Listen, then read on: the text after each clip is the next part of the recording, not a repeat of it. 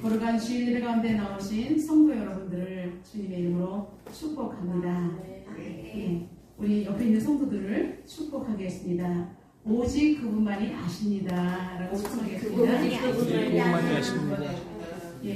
여러분의 모든 환경 가운데 그분만이 여러분의 모든 것을 아시고 축복해 주실 것을 확신합니다. 오늘은 내 자리를 들고 라는 제목으로 은혜를 나누겠습니다. 예수님의 제자 요한은 요한복음을 기록했습니다.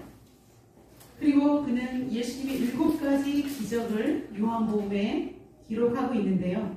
오늘은 3번째 기적에 대한 이야기입니다.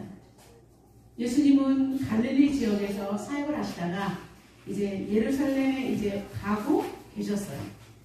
6월절에 많은 사람들이 이제는 예루살렘으로 올라가게 되었기 때문입니다.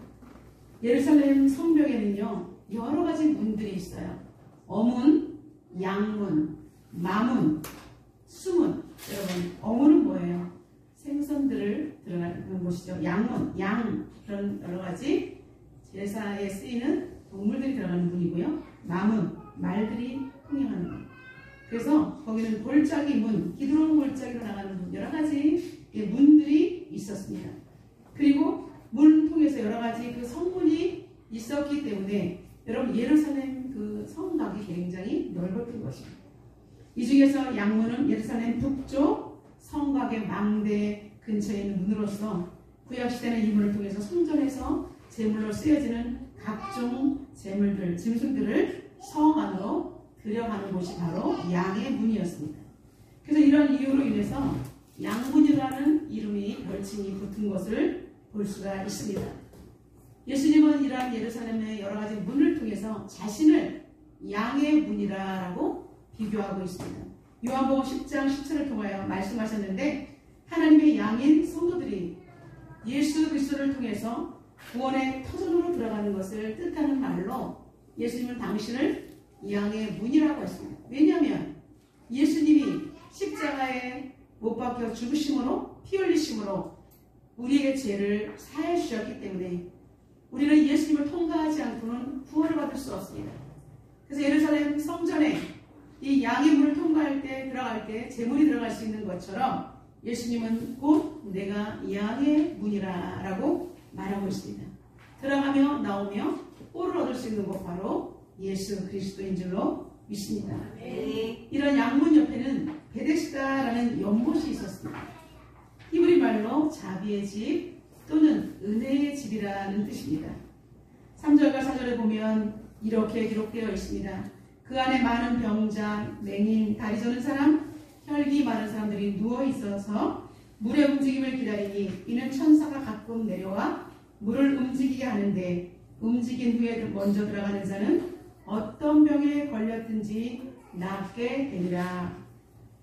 여러분, 이 베데스다 연못에는 사람들이 오랜 전부터 이곳에 들어가서 몸을 씻는 사람은 어떤 병이든지 낫는다는 그런 전승들이 전해져 오고 있어요.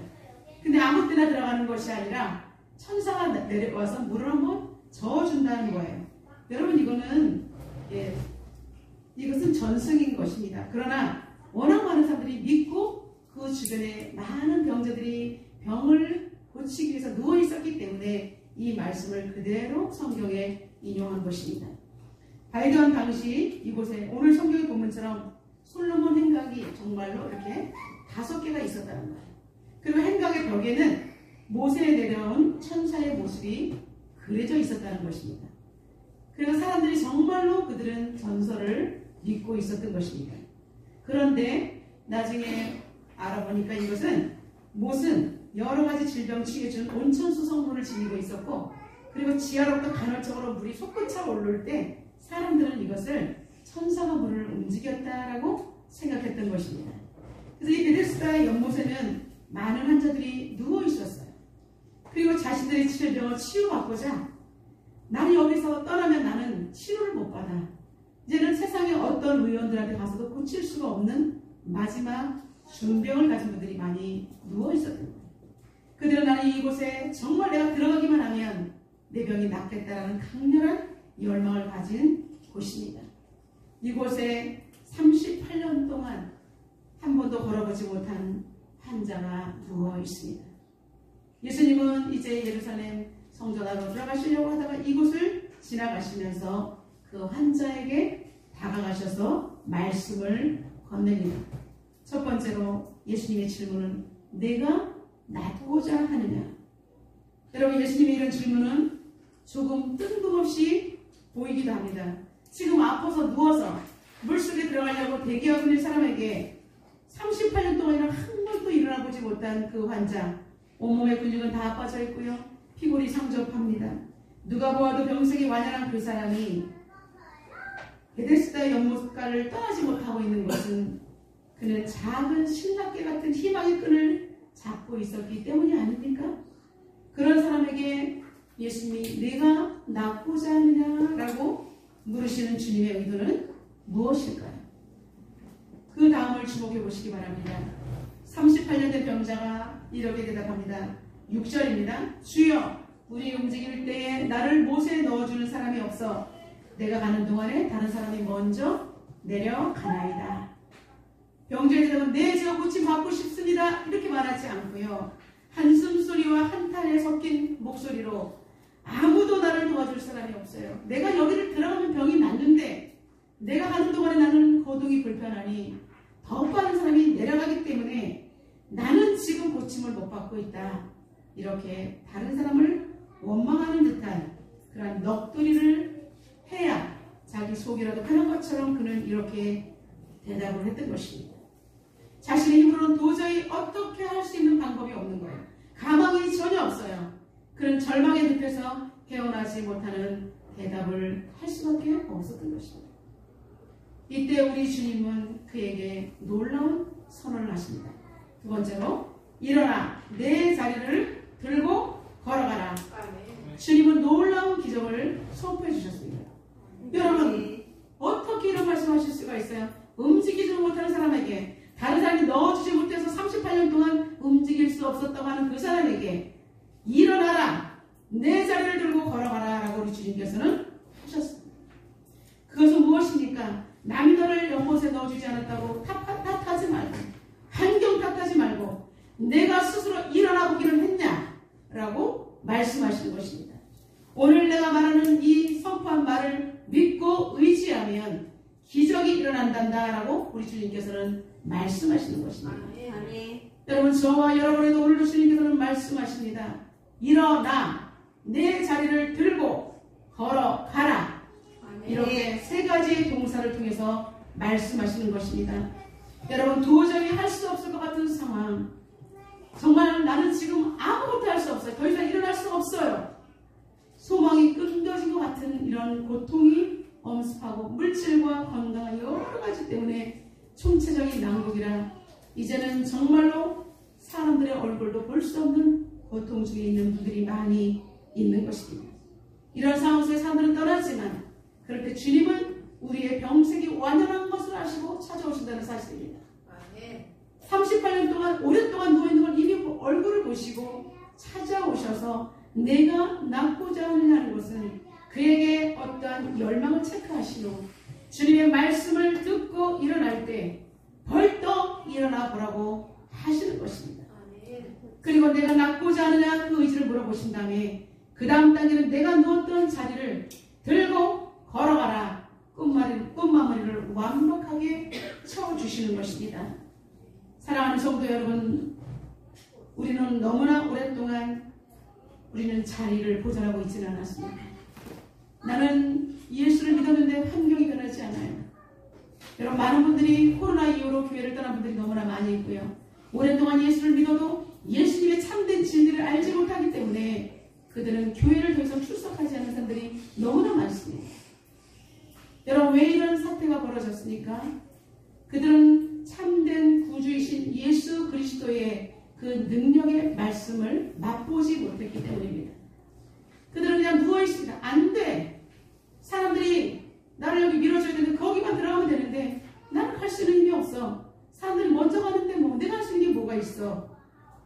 여러분, 누가 봐도 기적이 일어나기 어려울 것 같은 문제고 환경이야.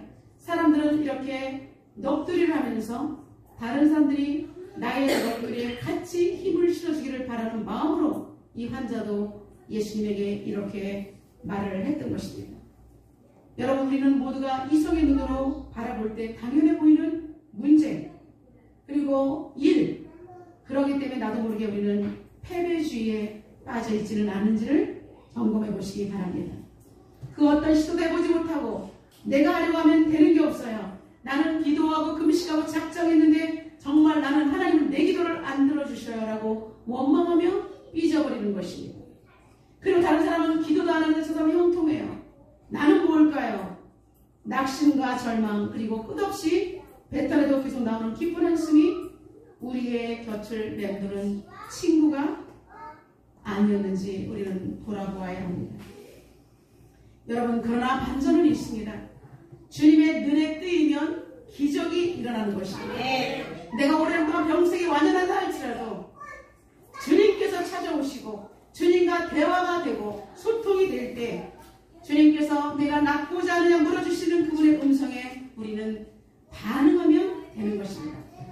때로는 그 대답이 38년 된 병자와 같은 믿음이 없는 자포자기와 같은 대답일 수도 있어요. 내려가야 되는데 못 내려가요. 그럼에도 불구하고 주님은 우리의 형편을 너무나 잘 아시는 분이기에 우리에게 일어나 내 자리를 들고 걸어가라 라고 믿음의 선언을 해주시는 분인 줄로 믿습니다. 38년 동안 한 번도 걸어보지 못한 병자에게 들리는 주님의 음성은 무척이나 어려운 말씀처럼 보이는 거예요. 예수님을 따르던 사람들에게도 예수님께서 내가 이제 십자가를 지게 될 것이다, 이런 천국의 말씀을 이야기하면 어렵다라고 말하고 따라가는 거예요. 여러분, 교회 와서 좀만 더 이 말씀을 듣고 교육하자면 어려워요, 교육받기 싫어요 라고 여러분 수박 버틀을 핥다가 예수님을 떠나가는 것입니다.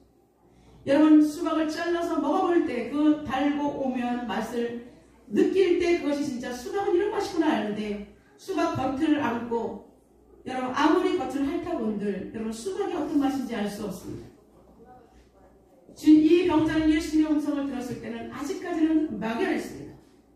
그러나 그 사람은 얼마나 일어나고 싶었겠습니까? 시도조차 해볼 수 없는 엄청난 현실 앞에 우리 주님은 일어나라 라고 도전장을 내미시는 것입니다. 여러분, 주님께서 저와 여러분에게 일어나라 라고 오늘 말씀을 통해서 도전장을 내미시는 것입니다.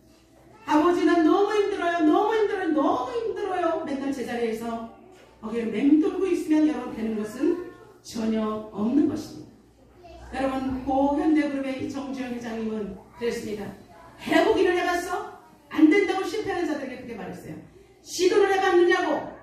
여러분, 해보지도 않고 안 된다라고 하는 것은 우리 주님 앞에는 통하지 않습니다. 우리 주님은 다 알고 계심에도 불구하고 일어나 내 자리를 들고 걸어가라 라고 말씀하고 있는 것입니다. 이제 그 38년 된 환자는 어떻게 되었을까요? 9절 봅니다. 그 사람이 곧 나와서 자리를 들고 걸어가니라. 아멘. 여러분, 예수님의 말씀을 듣고 아멘 해보겠습니다라는 그런 의지의 발동이 있을 때, 그것이 믿음으로 한 걸음을 떼어놓을 때, 그는 38년 동안 움직일 수 없었던 중증 환자였지만 주님의 말씀이 떨어지는 그 순간 그는 자유함을 얻게 된다는 사실입니다. 여러분, 이것이 바로 오늘 예수님의 기적 중에 세 번째 기적입니다.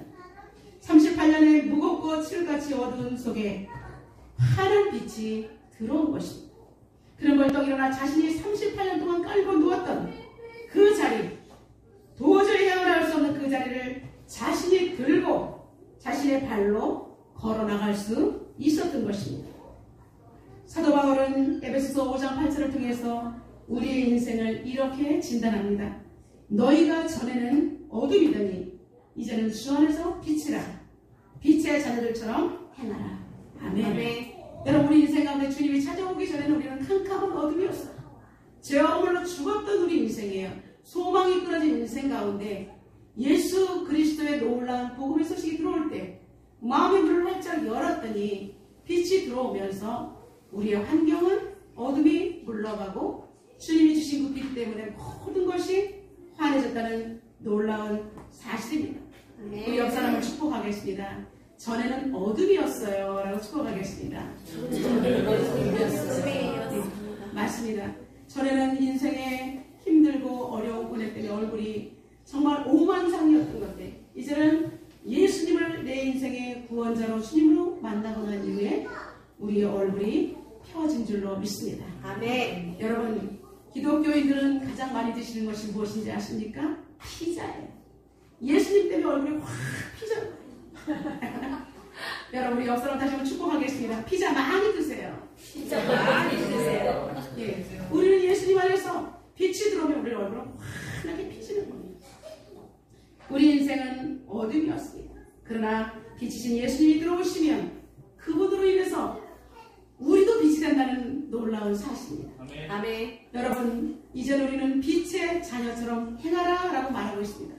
아멘. 예수를 믿는데 오만상을 가지고 날마다 남에게 힘들게 만들지 마시고 여러분이 가는 곳마다 여러분 때문에 에너지가 생겨나는 그러한 놀라운 축복의 사람이 되시기를 주님의 이름으로 축원합니다.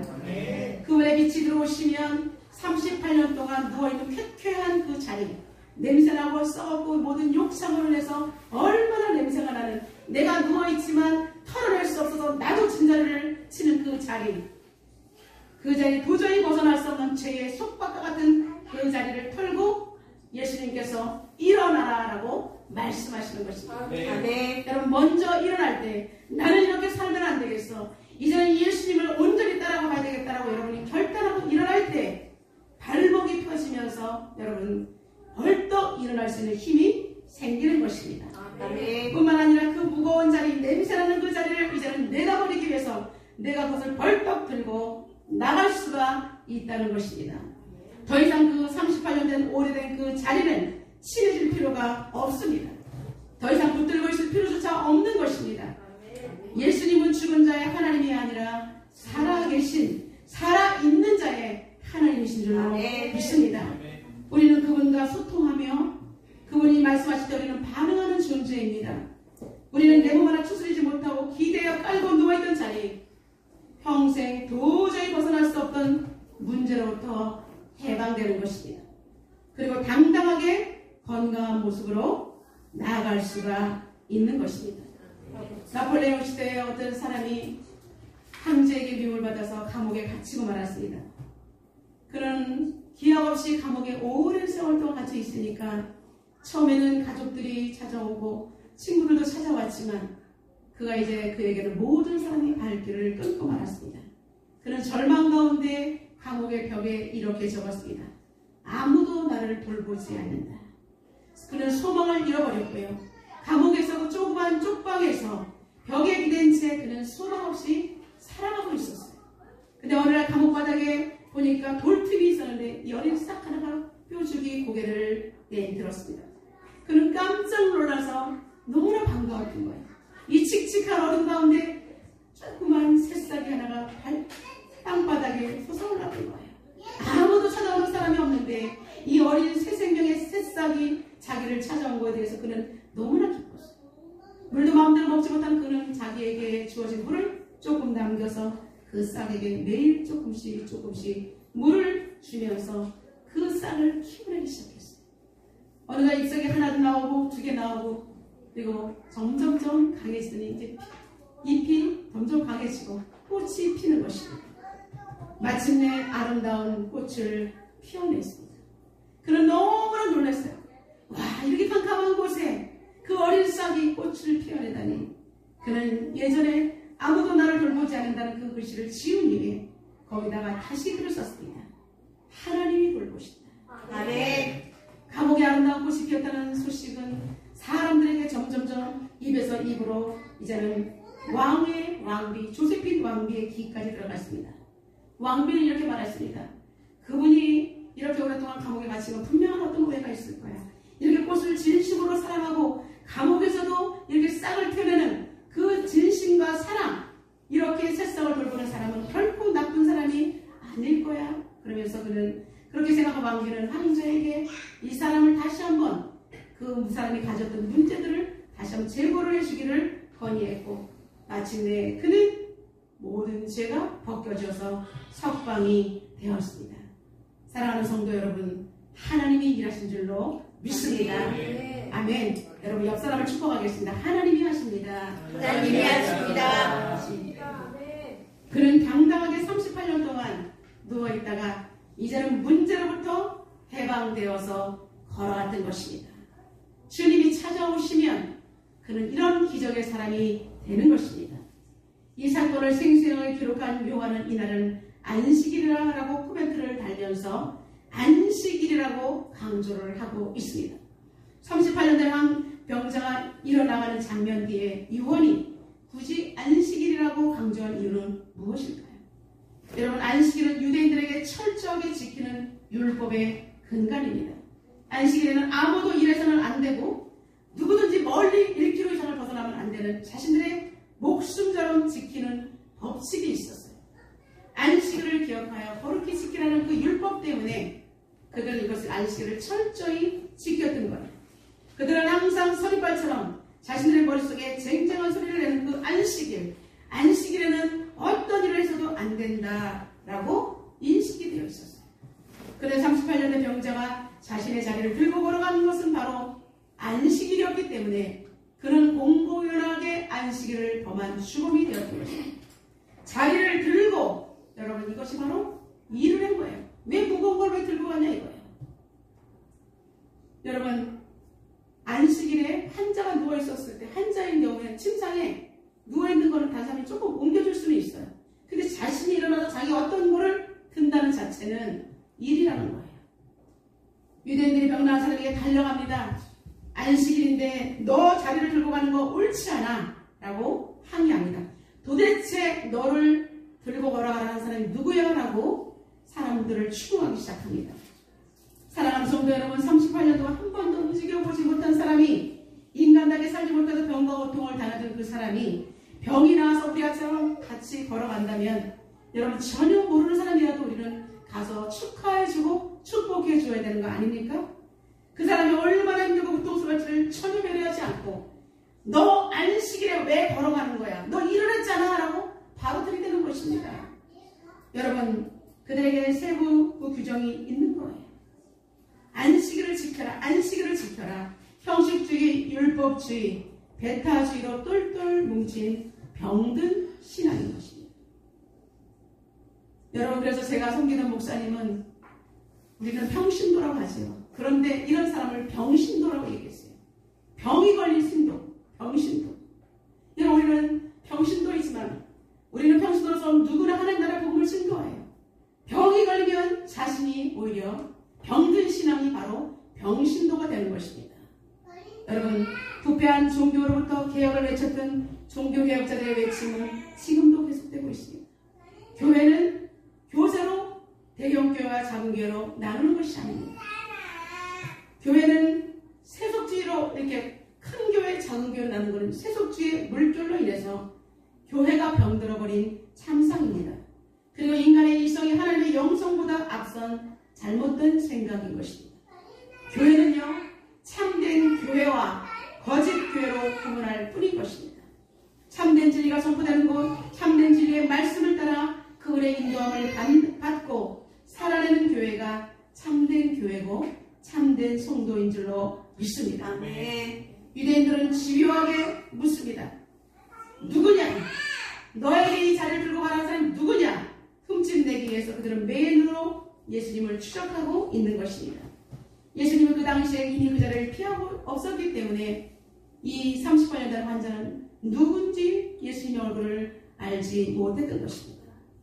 여러분, 오랜 세월 동안에 자리를 끌고 누워서 있던 그 환자, 베데스다 연못가를 떠난 그 환자, 자신의 자리를 들고 간 그 환자는 그 이후의 삶을 어떻게 되었을까요? 이 내용을 상세하게 기록하는 요한과 함께 38년 된 병자가 따라나간 그 뒤를 우리도 한번 따라가 보겠습니다.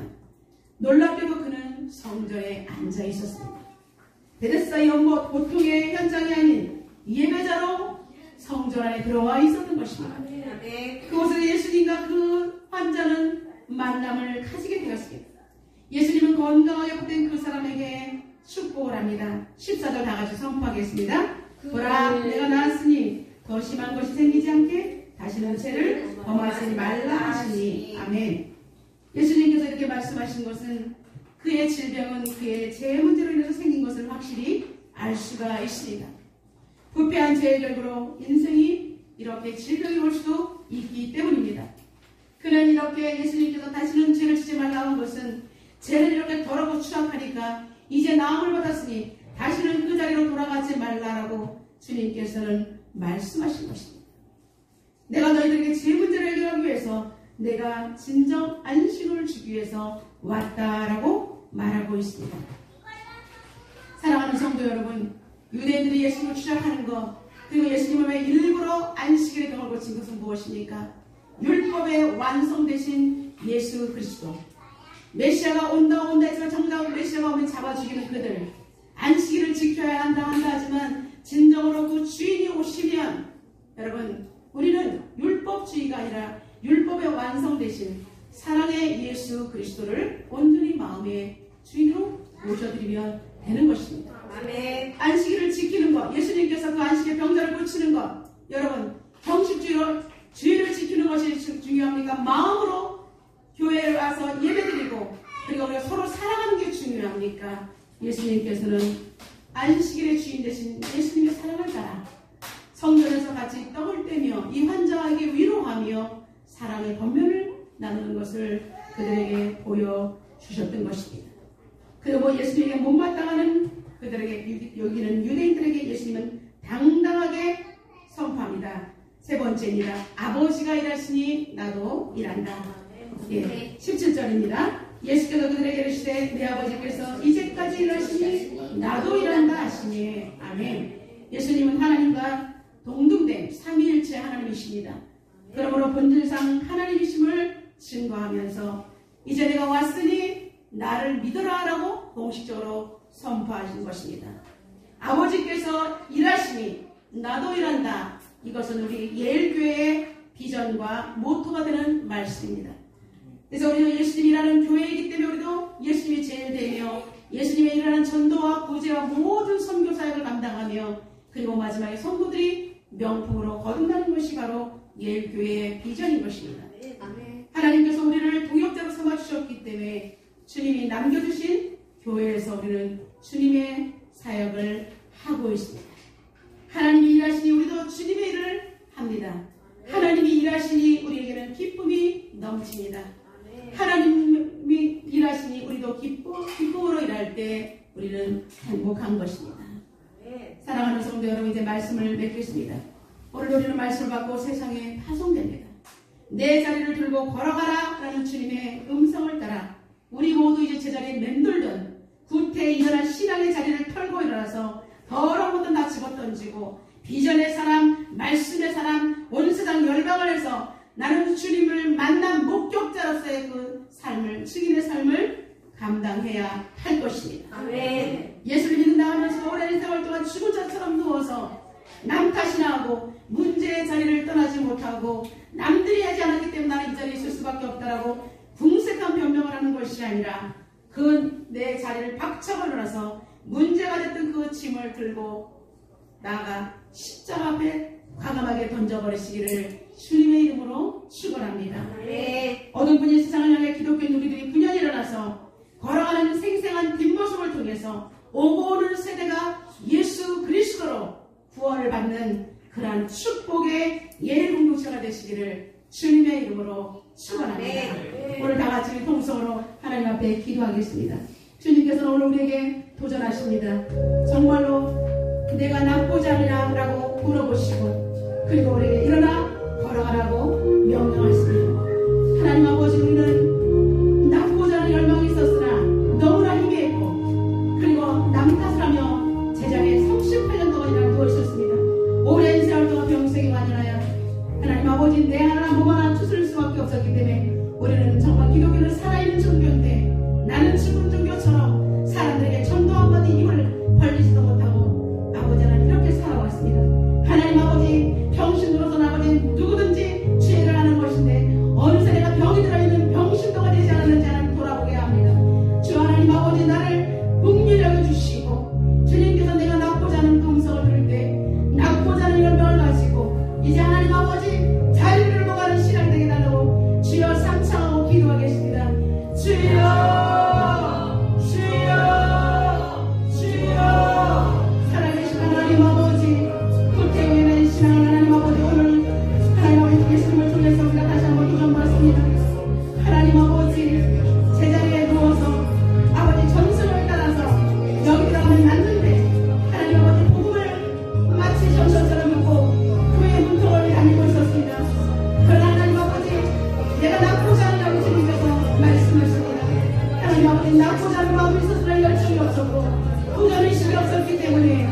그저 남탓하고 자기만만 하고 있었습니다. 아버지 하나님, 그러나 우리에게 주님께서 너무 명하십니다. 일어나라, 네 자손 들고 걸어가라고 말씀하십니다. 아버지 하나님, 일어날 때 기적이 일어납니다.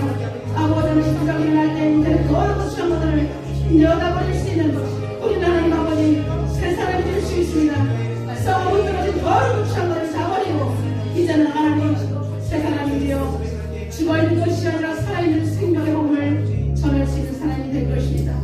오 하나님, 우리를 긍휼히 여겨 주시옵소서.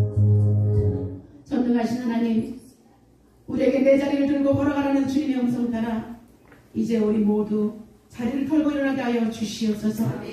오랜 세월 동안 하나님, 성도라는 이름으로 있었지만 마치 죽은 자처럼 누워서 다른 사람들에게 오히려 민폐나 끼치고 냄새나 풍겼던 이 문제의 자리를 박차고 하나님 아버지, 나를 위해서 죽으신 예수 그리스도의 십자가 앞에 가감하게 나가 모든 문제를 던져버릴 수 있는 성도가 되게 하여 주시옵소서. 병에 걸린 성도가 아니라 깨끗이 나음을 받아 이제는 세계복음화의 주역이 되는 멋진 성도가 되게 하여 주시고, 아무도 나를 찾아오지 않는다, 나를 버렸다라고 했던 그 사람이 하나님이 돌보신다라는 고백으로 바뀐 것처럼 우리의 고백이 바른 신앙의 고백으로 바뀔 수 있도록 역사하여 주옵소서. 예수님의 이름으로 기도드려옵나이다. 아멘.